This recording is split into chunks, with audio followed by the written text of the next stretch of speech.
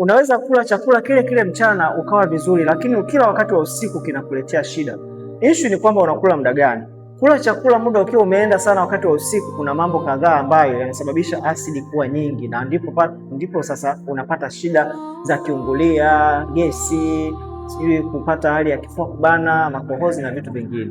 Kwa sababu wakati unapokula muda umeenda, jambo la kwanza ni kwamba mmeng'enyo unakuwa uko slow sana wakati wa usiku, na hivyo asidi inalazimika kuwa nyingi sana tumboni. Lakini pia chakula kinakuwa kimerundikana kwa wingi sana, hali ambayo inapelekea gesi kuwa nyingi sana tumboni, kwa sababu usiku kama tulivyosema, mmeng'enyo unakuwa uko slow sana.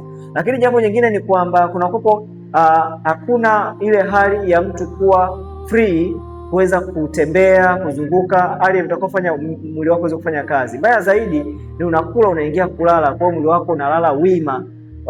Hakuna kitu ambacho umekiweka kunyanyua kichwa ili kusudi uweze kuruhusu kitu kilichopo tumboni kishuke chini. Badala yake pia asidi inaweza ikaja juu kwenye koo la chakula. Kwa hiyo usile chakula muda ukiwa umeenda usiku sana, kula chakula mapema kabisa, ukae hata masaa mawili ndipo ukalale.